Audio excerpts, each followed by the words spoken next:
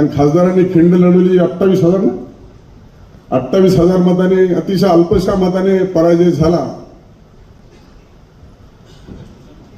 पण माझी कुठंतरी देवाची श्रद्धा आणि सबुरी आणि निष्ठा आणि मी जे काही पूजा अर्चा केली त्यावेळेस देव कसारता माझ्याकडून सुटला.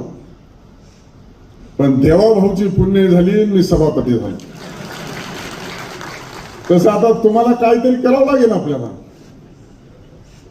आता हा एक ठरावच करावा लागेल जिल्ह्याला आपल्याला. कारण त्यांनी ज्या पद्धतीने खिंड लढवली लोकसभेची आणि सगळ्याच मतदारसंघामध्ये अल्पशा मताने पराभव झाल्याच्या नंतर मनाला लागला होता.